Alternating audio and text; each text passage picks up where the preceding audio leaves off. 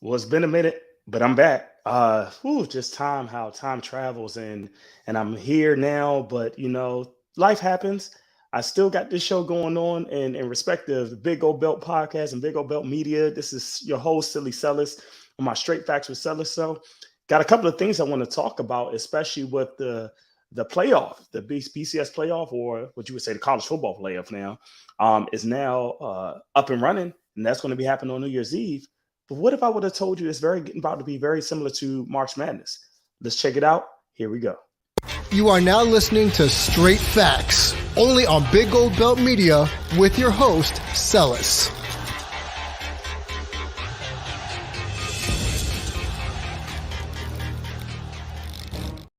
So, in full transparency, once again, it's just good to be back. And then I was talking to my boy Jamal Giant Crab. If you follow us on the Big Gold Belt podcast and you listen to us every Thursday, he brought this up to me offline about this college football playoff, if it's very similar to March Madness. So I'm going to talk about that in my latter topic.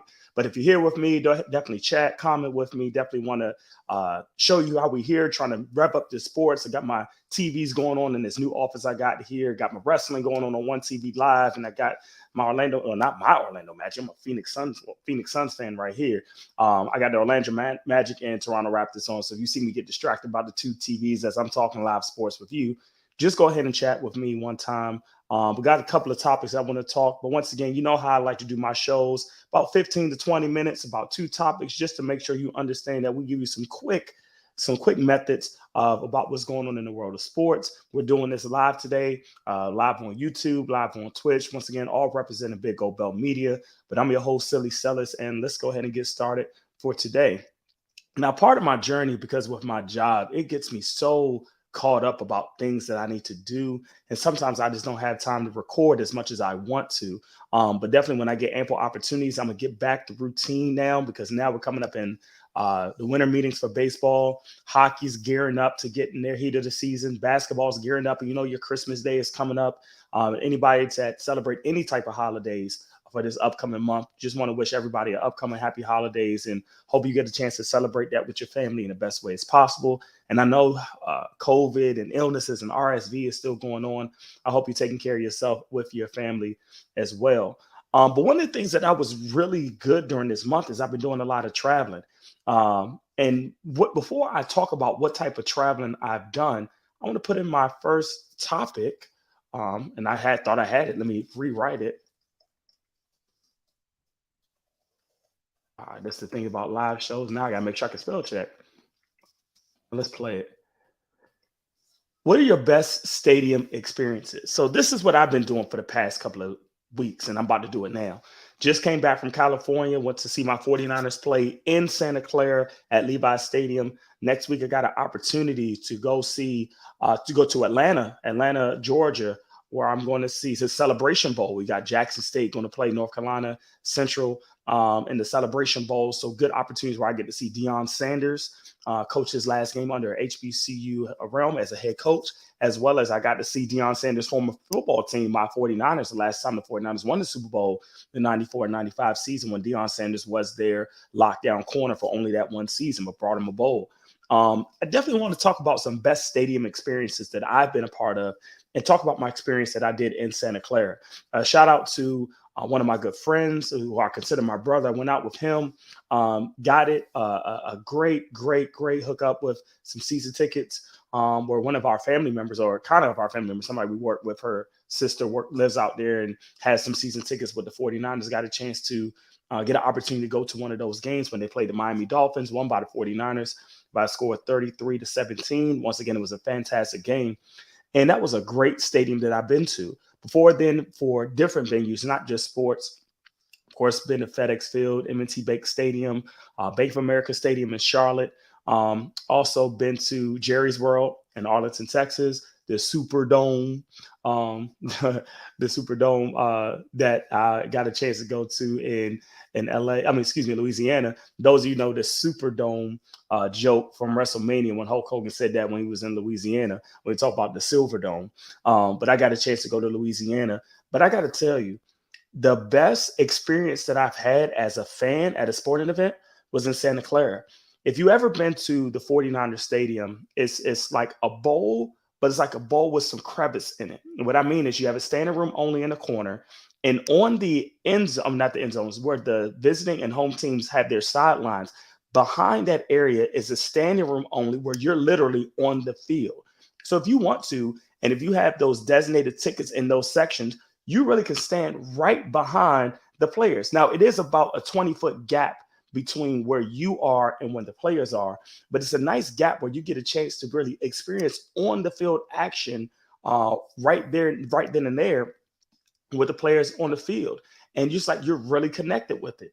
And then in there, they have some great food experiences where if you're in that section, you have unlimited food, unlimited drinks, both alcohol and non-alcoholic. You can have your choice of loaded tots, wings, hamburgers, hot dogs, sushi, shrimp, salad, whatever you want in your heart's desires, you can have that right there. And you can bring that into the field, or you can eat that in a little bar area where it's got like 8 TVs where it has red zone and the 49ers game going on at the same time. When I tell you the experience was phenomenal when I went to that game, it was outstanding. I have to go back to Santa Clara, and then now getting a chance to go to the Celebration Bowl next week, being the chance to be in the Mercedes Benz Dome in Atlanta, Georgia. I've heard that stadium is great. So getting a chance to just be in that aspect of stadium experiences, I want to have this question for you. What has been your best stadium or experience, baseball park, football, basketball arena? Of course, I've been to several basketball arenas. I went to see my sons in the NBA Finals a couple of years ago, where actually in 2021, I actually got a chance, of course, the Wizards, the Capital One Arena, Charlotte's arena. So definitely been around to some basketball arena twos where I got a chance to see different venues. Philadelphia, been to the Philadelphia Arena several years ago when Allen Iverson was playing. What has been your best stadium experience? Is it the seats that you sit in because you can get the view from the action on the field? Is it the experience of the food that's being served? Have you been into a press box situation where you have like a party or corporate party? When I tell you, like the fact that when I got there to on the field, I got a chance to slap high five with Trent Williams, who almost broke my hand because he has a paw for a hand, all 6'5", 6'4", however, 300 pounds he is, got a chance to slap my hand when he got on the field.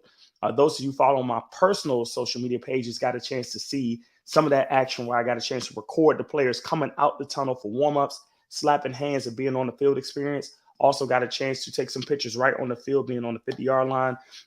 So once again, it's an experience I do not take lightly.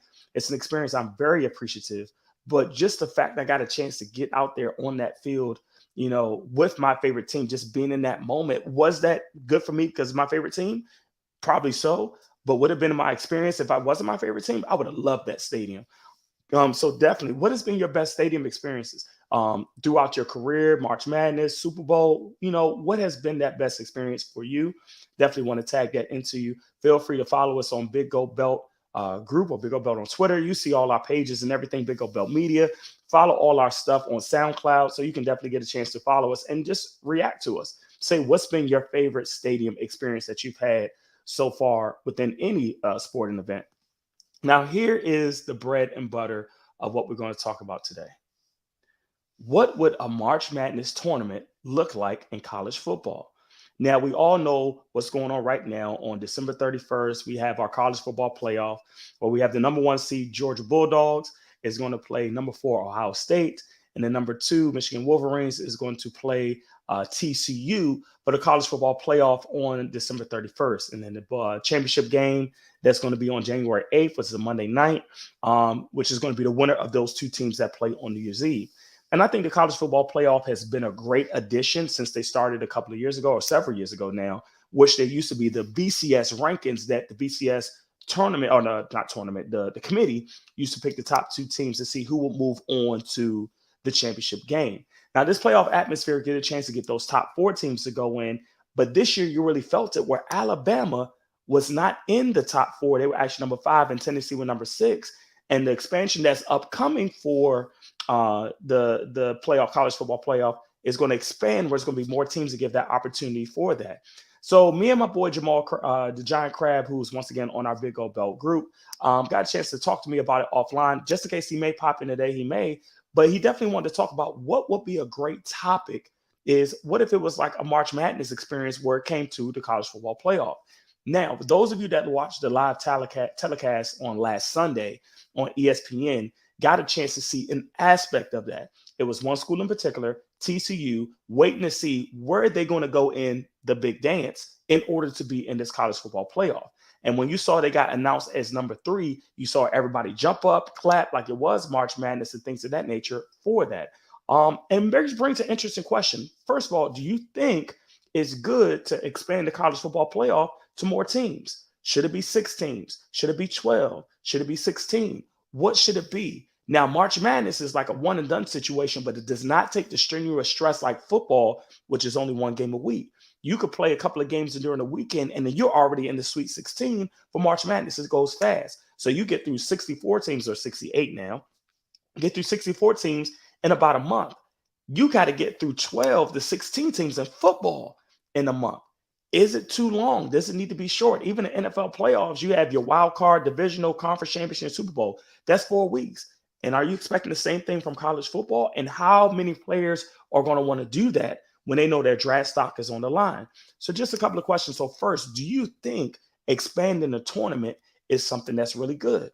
Now, going back to the topic, the March Madness tournament aspect will be a great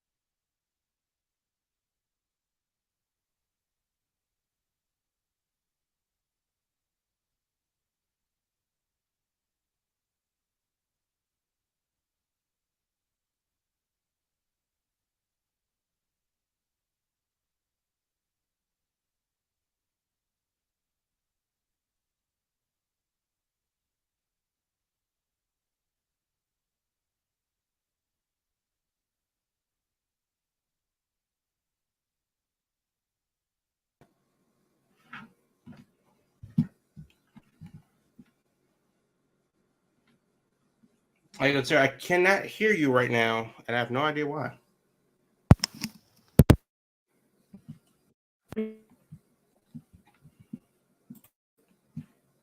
Have I been muted this whole time? I hope not, I because hope, I can oh hear you my now. God, have I been muted this whole time? So I've been I, talking left and right and probably been muted this whole time, and nobody even heard me. I hope not. So Sir, good. How you doing, man? I'm good, good, good. Good. So, like, literally, let's start from the beginning because I might have been muted the whole time and just didn't Uh-oh. realize it. So everybody's probably looking at me like I'm crazy, but I'm probably been muted and just talking like this the whole time. First, let's go back a little bit. Yep. I had to open the topic just in case anybody didn't hear me. I want to talk about some best stadium experiences. I got a chance, this, to go out to San Francisco to see my boys, the 49ers, play. You have been a traveling man. You've seen how many baseball stadiums? 23 out of 30 in the major leagues. Yep, 23 out of 30 major leagues. So that's huge. And I've probably been to like a quarter of that just for football stadiums. Of course, some for wrestling events, some from concert venues, a couple for football events. What has been your best stadium experience or where? My best stadium experience. Okay. So there are two things with that. The first thing is um, the best game experience is probably where I got this hat, Pittsburgh. Mm. That would be PNC Park. It's just a great place to watch the game. Beautiful atmosphere. It's baseball. You can't be mad at it. And then, of course, it is the scenery. It's great.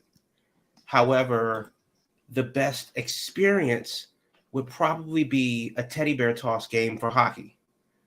You bring a stuffed animal, the proceeds go to the local children's hospital or wherever. And I did that in Toronto a couple of years ago, where when the home team scores their first goal or however they designate it, you toss the bears into the ice and they bring out, trucks and stuff like that and fill all the vans that are going to go to the hospital or, hospital for sick kids or police league or whatever. And that's just a great experience. Number one, you get to throw stuff on the ice. Mm-hmm. Number two, it's definitely for a good cause. And number three, it's the only game of the year where they do that. So it's a good experience and it's a good time to do that. So it's okay. Gotcha. And I was just telling, once again, people may have heard it, may have not have heard it, because I was talking mute for the whole time. That's just funny. That's funny. Going to San Francisco, that was probably, and I'm not saying this because I'm a homer, because I've been to Candlestick Park. Candlestick Park was okay. It was just more historic. But when I went to Levi Stadium for me was probably the best experience. Part of that, I was blessed for opportunity just to be in the season ticket holder section, where everybody in that section has like a bar area that's right underneath behind where the players sit. So sure. I was on the visitor side behind the Dolphins. San Francisco side has the same thing, where at the ends of the stadiums where like the players can come out in the tunnel. They don't go out that tunnel, but they can. It's like a whole bar atmosphere, similar to what you see in Dallas. And that way they have sushi, shrimp, any type of alcoholic drink you want, non-alcoholic, loaded tater tots, sandwiches, hot dogs, hamburgers, whatever you want, chicken tenders, fries, whatever you want. Is a buffet for whatever you want to have there, and pizza. And it's a lounge area too, where you can watch 8 TVs of Red Zone if you want to watch Red Zone with the 49ers game and use that as a hangout experience. And you can take that food up to where you sit. In addition, they come around with free food in that area while you sit in the area. Now, I won't say how much those tickets cost, because it does definitely cost an arm and a leg to make sure you have that season ticket price per game, that is. But just the experience of having that available to you, making it like a social event in addition to a gaming event. And it was fantastic. Well, I guess that depends on like what you are doing, because in baseball, for example, tailgating really is a thing. That's a football thing. Yep. It also depends on, where you're going and why. Yep. Because the Winter Classic in hockey is a very unique experience. It's a special experience. And it's a game, it's an outdoor chance to watch a hockey game. Yep. Usually in a venue that's not specific to hockey. So I'm at Fenway Park and I'm watching a hockey game. That's crazy in and of itself. But then also college sports are a totally different animal. They really are based on the atmosphere, the tradition, the camaraderie, and then there's the game itself. So if you sat in the student section of a particular college, especially for a rivalry game, and if you've been following Coach Prime down there in Jackson, you see that how transformative that school has been, and we'll see what happens as he's out there in Colorado, and we'll see, and so on. So it really is a thing. Now, I've not been to Levi Stadium in Santa Clara, but I have been to the County Coliseum for a Raiders game. Yep. And I wasn't in football then, and I'm not now, but it is an experience if that's what you're looking for. Yep. When I was into football, I was a Jets fan, but I didn't want to dress up as Fireman Ed. I think that was just the stupidest damn thing. I came to watch the game. Yeah. I want to watch the game. I paid too much money to watch the game, so let me watch the game. But if you're one of those fans that try to get over because you're streamer guy, or you're Fireman Ed, or if you're the literal Kansas City Chief, or you're the dude in the Broncos that paints half his body, or whatever the case may be, then cool, that could be your gimmick. That never appealed to me. I think football in general is definitely overpriced, and I'm very excited about the XFL coming to town in February. Yep. Because I want to see the game. I don't necessarily need to see the game on TV at the stadium. I agree. I understand. And don't get me wrong, San Francisco is pretty climatized year round. But if I'm in Green Bay, why would I go to the game if it's -40 and 26 inches of snow? Yep. And then, just to watch the game inside of the clubhouse because I have VIP tickets. And even next week myself, I'll get a chance to go to Mercedes-Benz Stadium in Atlanta. Yeah, because Jackson State, as you mentioned with Deion Sanders' last game as a Celebration Bowl, is going to be playing NC State. So I'll get a chance to evaluate how that is on a college level in a pro stadium, seeing how packed it is or what it will be. Are they going to have an experiences similar to that? And like you said, being in the student section of experience, you're just watching the game from a student, or if you're watching from your favorite team, or if you're just watching the game from TV in the stadium, what is your best atmosphere that you want to have? And what does that bring to you for your experience? And I do think that it is relevant to where you are and what the game is. True. Because if you are in a college experience, for example, a lot of the times that's the biggest game going on for 100 miles. Yep. There's a reason why Neyland Stadium holds 100,000 in a city with only 75,000 residents. There's a reason why, a third of Ann Arbor comes out to see Michigan play. Yep. For 105,000. The biggest stadiums in the country are college football stadiums, not the 100%. NFL. 100%. And that is because, and these stadiums are old too. Columbus for Ohio State is 80 years old. Yep. Kinnick Stadium in Iowa, whatever it is in South Bend, Notre Dame Stadium in South Bend, Michigan Stadium. These stadiums are not just old and historic, but they are old, historic, and hideously hard to get a ticket because of how special these games are. Now, football, granted, yes, sure, they play a limited schedule. Yep. They play a limited home game. And, of course, the one rivalry game of the year, whether it's for the trophy or for the bragging rights or whatever, is what it is. Mm-hmm. What about basketball? Because they do something different in North Carolina for the Tar Heels. They do something different in Cameron for Duke. They do something, different for Rutgers or for Washington and so on. So the college experience is definitely more interactive when it comes to the fan. But then again, minor league baseball is too. So Absolutely. if and it's still baseball, it's still the game, but that experience isn't as rigid as Major League Baseball is because they don't have contractual obligations to 5-minute commercial breaks and stuff like that that slow the game down a lot. But also, you're not going to turn that money away from your advertisers that keep the game running. So Absolutely. I love minor league baseball and dollar hot dog night just as much as I love going to a major league stadium and paying way too much money for that same dollar hot dog. Absolutely. And that gives us a good segue for our next and really final topic of the day. And I kind of talked about this a little bit. What would a March Madness tournament look like with college football? Now, last week we got our college football playoff, which is the continuous about 7 to 8 years with this playoff now. It used to be the BCS vote where you had a bunch of committee guys in the room to say, okay, these are the best two teams by this percentage ratio, things of that nature. Now they kind of do it with the playoff. This year we got Georgia as the number 1 seed that's going to face Ohio State, the number 4 on New Year's Eve. And then it's going to be followed, or I don't know who plays first, Michigan is going to be taking over or taking on TCU. And one of the things that I even noticed or reflected on when you first presented to me, because I gave this credit to you of how you brought this topic up. One of the resounding things I saw when I watched this live, you saw TCU, the only team that was recorded or filmed live, and they was anxiously waiting to see, did we get into the tournament? Did we get into that college football? As soon as they got it announced, you saw them cheer, raise their hands, and say they were excited, getting ready to be in that college football playoff. But is this something that needs to be expanded? Now, we know the college football playoff is getting expanded, so I think about 12 teams. 12 teams. Gotcha. And how does this look like? And I'm going to put it to you first. If this was viewed like a March Madness where you got an at-large bid or the conference champions in and you guys see if you get in or are you the first one out, what is your thought behind this and how you brought this topic out? Well, it's the reason why I don't watch college football. I mean, like, ironically, talking about this is why I don't watch it. Yep. For a team that went undefeated or a team that has one loss, and there's so many intangibles that you can't really justify, but they beat them and they beat them, but then this other team cannot lose it for 2 years and never have a chance because they're Connecticut.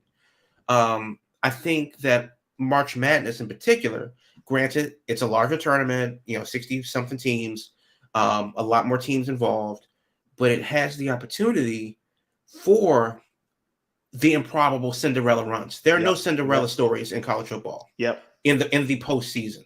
Yep. Because there really isn't a postseason. You're going to go to one of the 98 bowl games out of the year.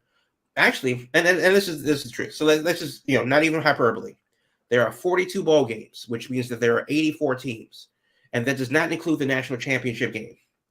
So 84 teams out of a total of 131 teams in Division 1A, FCS football, FBS football, have an opportunity to go to a bowl game. Now, the bowl game is just a big charity game for the school, and it gives them notoriety. It's on national TV. Cool. And on the lower end, a team that wouldn't have that marketability will get to be featured on ABC on New Year's Day. Cool, good for them. But then there's the other side of it where you have a team that's only have one loss. And if they have one loss, it doesn't matter how they got it. That may knock them out for the year. Exactly. If they have national championship aspirations. Sorry, Alabama. It is what it is. Well, so what of a tournament then? Well, Division I, AA, FCS actually has a 24-team tournament that's going on right now. Yep. And I don't know why this hasn't been adopted to the FBS. Mm-hmm. What I would like to see is an actual bowl championship series in the same way that in baseball, you win a pennant for winning your league. Yep. Why can't you win the Sugar Bowl as one of the final 4 teams, or the final 8 teams? Well, if you win the Sugar Bowl, you make it to the Final 4. And one of the Final 4 bowl games is the Orange Bowl. Yep. One of the other ones is the Rose Bowl. And then the national championship game is the national championship. Number one, it would bring, it would make those bowl games means a little bit more. Hella revenue. Because now, exactly. So now the Fiesta Bowl isn't just that game they have in Phoenix every year. Yeah. It's one of the final 4 games for your championship. Or one of the last 2 games, if they're the final 4. One of the last 2 games before the championship. That's a big deal. So that creates some infighting with the sponsorships. I don't care, but the bottom line is now your goal is the Sugar Bowl. Yeah. Now your goal is the national championship. And before that, you would have the other sub bowls. But when I see the ReliaQuest, bowl, or the Insight, the Enron bowl, or the GoDaddy bowl, or whatever, the Bahamas bowl, which may or may not be happening already, a lot of those things are just lip service for teams that wouldn't make it on national television. Yep. And that's unfortunate, because if you win, you win. And I'm not saying that 99 times out of 100, Colorado, a smaller school, that it got absolutely destroyed in the Pac-12 this year. They're 1-8 in the Pac-12, 1-10 over 1-11 overall, and they got murdered this year by a lot. Mm-hmm. And the only game they won this year was in overtime. Yep, overtime. Now, let's say that they make it to. Now, the way I would do it is there are 11 conferences, including independents in Division FBS. So if you win your conference, automatic bid, first round bye. Yep. Second runner up in the conference would be your play-in brackets, and you just go through the ringer. Yep. I'm not saying that it's a guarantee that Colorado's going to be in there. And then, of course, anything below the top 25, and I think that's what it should be. The top 24 would go to the College Playoff Championship Series. The between 25 and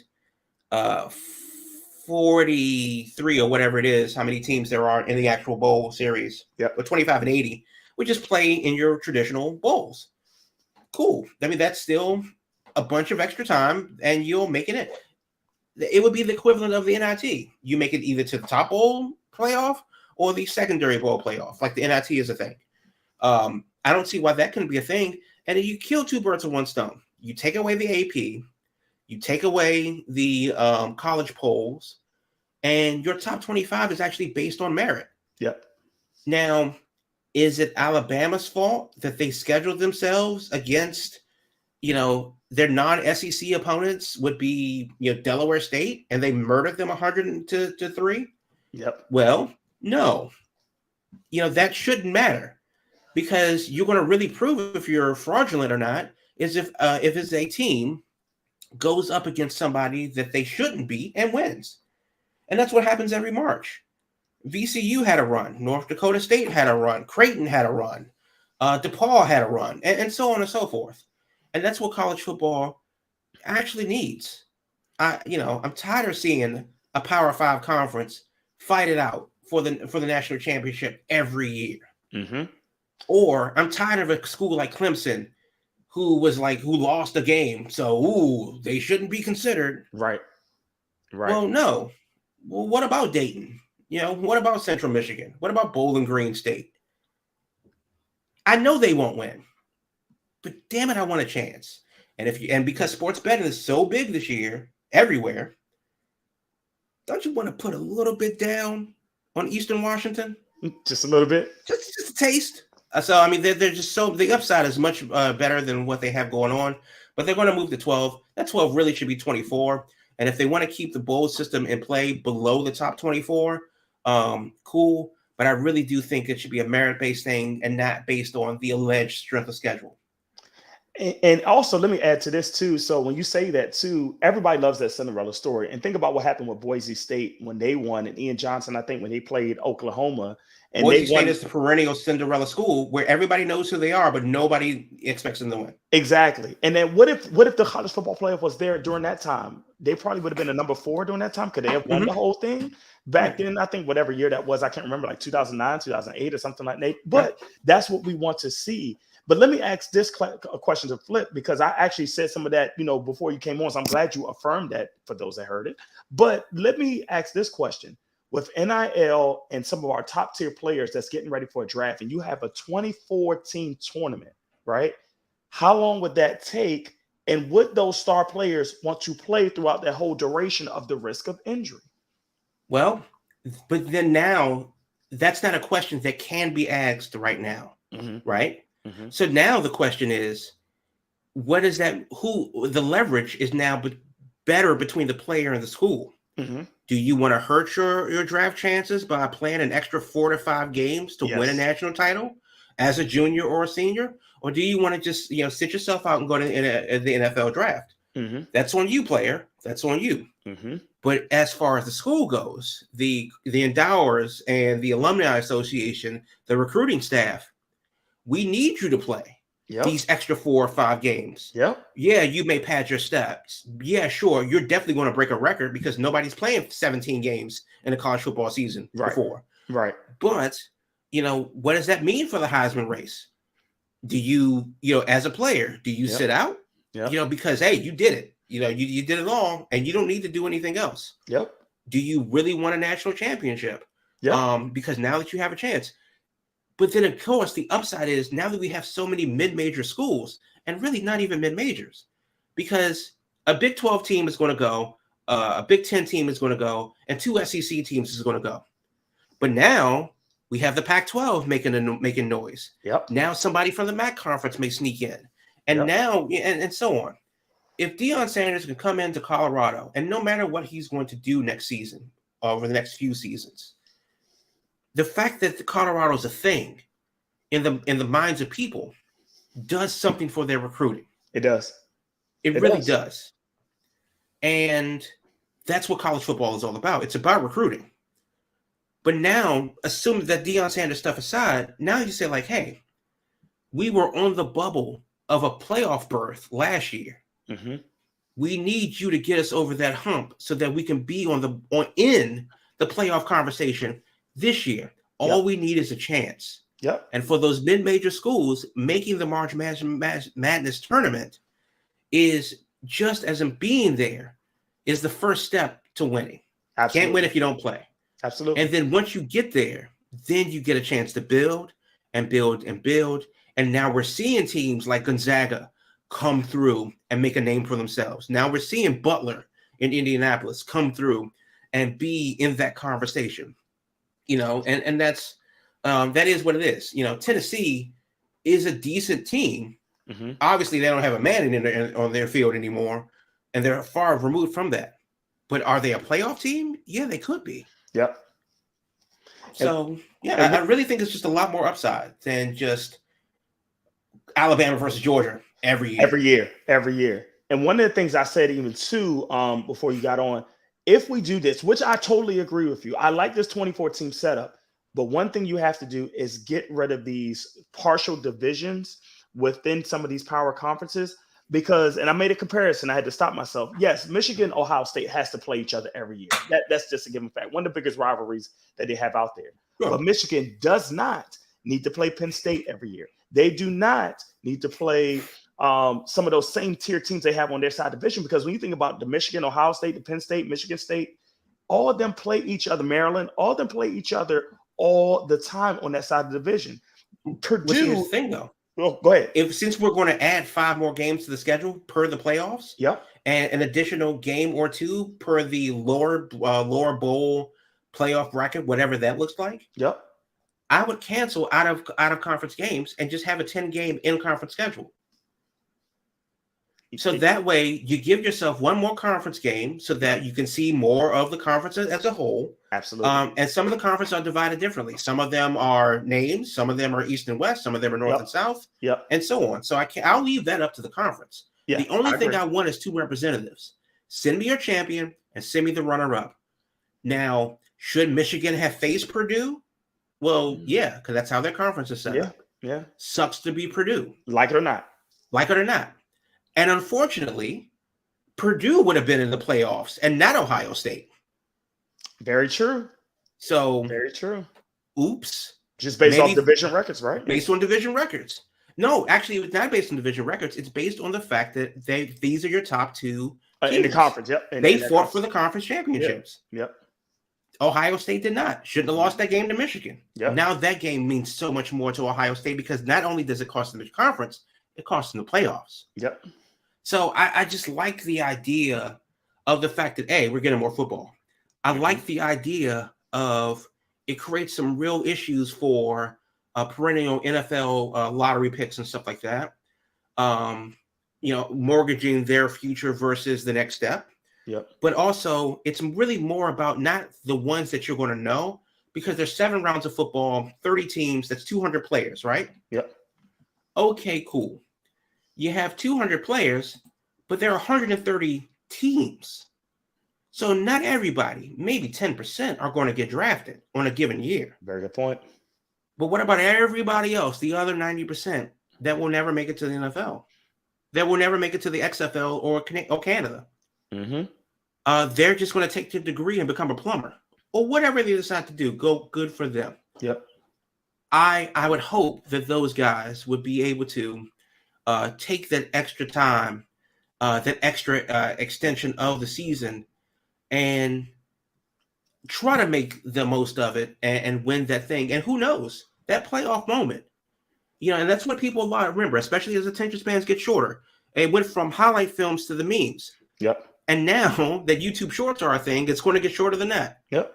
So that 15 seconds may be the difference between a first round pick and a second round pick, or a third round pick and a late first round pick, because college football is about moments, and these things. That's why we know what VCU is, or North Dakota State is, or Butler is, because those moments. And VCU was like 2010, something like that. I mean, that was a while ago. Yep, it was. So even but you still, don't forget. You don't forget those moments.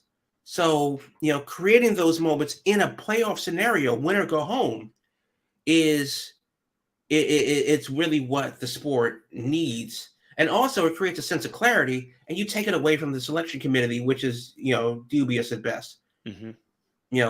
Who am I to say that this person doesn't deserve? But then Purdue vied for the championship. What? Because of happenstance? Well, which is it? Yep. Did they deserve it or not? Yep.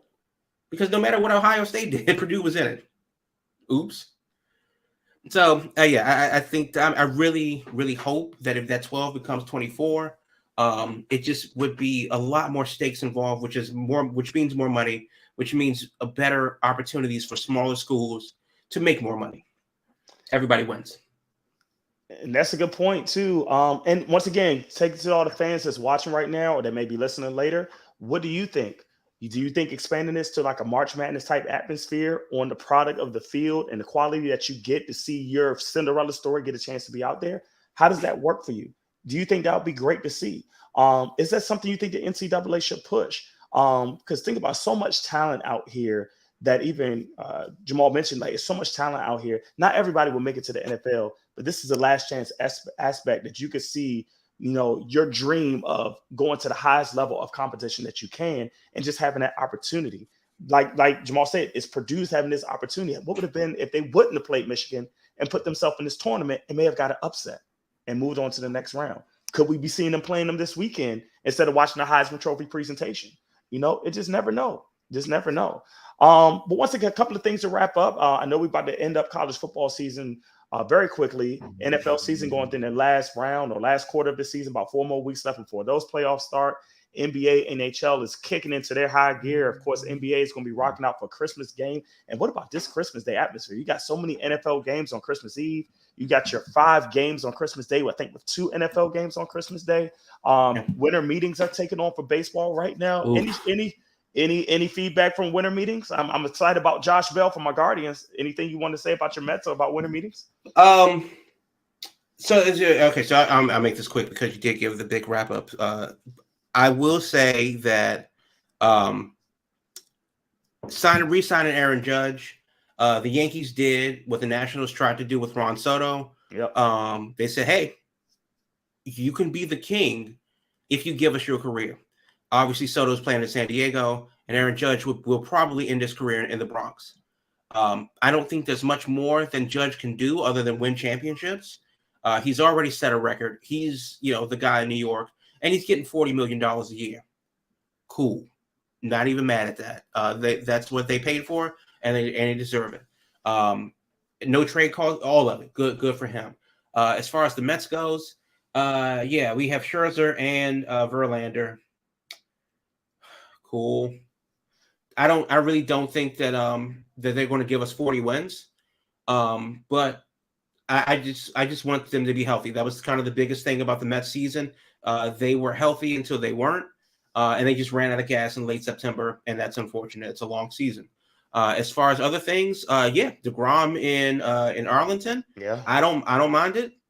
Good for him. He went from one of the toughest divisions in baseball to the AL West. So good luck facing Houston.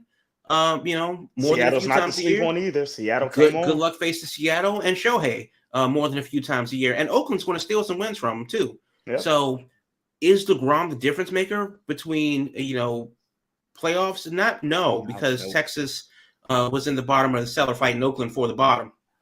I don't see them adding that much. They need much more pieces to the game, and they're adding pieces, but I don't think that they're ready to take on Seattle yet, let alone Houston, for the AL West. But other things, really, I'm just waiting for spring training, man. Is it February yet? Yeah, I agree. But let me throw this to you too. even though they were a couple of games away from the World Series, that much money for Trey Turner, worth it? It's hard to say, but the short answer is yeah. The Phillies need a piece. Yep. Alex Bohm is not that guy on Yep. the left side of the infield. Yep. And they were playing. They had a platoon role on the left side of the infield between Gene Segura, who's gone, Bohm, who I do like. I think that what Turner adds is exactly what they're looking for in the latter part of the lineup behind a healthy Bryce Harper. Yep. I don't remember if Schwarber's still there, and if he is, absolutely. He is. So the Phillies had a dangerous lineup. It's just that, Harper was injured for most of the year. Really couldn't get it together with Real Muto until later on. So and adding Trey Turner definitely helps. That's exactly what they needed. And they had to overbid because he would have gone to San Francisco, or he would have gone to, well, maybe not Miami, but, that was the guy that the Phillies needed. And I hate that because, damn it, the Phillies have a sneaky good team. It's more like Nationals 2.0 for me. It's like the team that should have won the World Series is now joined on the Phillies to see if they can win the World Series. Because they made it without him. Yeah. And now the question is, will they be back? And now that they had a taste, there is no going back. They have the pieces. They got Bryce Harper. They have a decent pitching rotation. They kind of solved some issues in the left side of their infield. Catching's decent, outfield's decent. Now just go win. Hey, which makes me sick to my damn stomach. But you know what? That's what it is. That's baseball. So for Jamal's sake, let's get through this winter. Let's get to February where you see those pitchers and catchers report down to Florida. Take a trip. World Baseball Classic in March, man. Can't wait. Oh yeah, there you go. World Baseball Classic in March, and even shout out to the World Cup. Oh man, you had a great game between Brazil and not Brazil. The Brazil-Croatia had their great game, but the Netherlands and Argentina down to penalty kicks came down to the last one, and Argentina advances. Got some great soccer out there too, or football, if you want to say it, depending on where you're from. But once again, I'm your boy, Silly Sellers. Thank you for Jamal the Giant Crab to come in and definitely shout out on this topic. Definitely, I'm going to get back more consistently, guys. And I'm sorry if you couldn't hear me for like the first 15 minutes. Maybe I was just talking to myself and you saw my reaction. So for those of you that stayed on while I was talking, I guess you like looking at me because I was just probably muted. But only fans win? Maybe. Maybe. But guys, we'll see you next time once again. And we are out.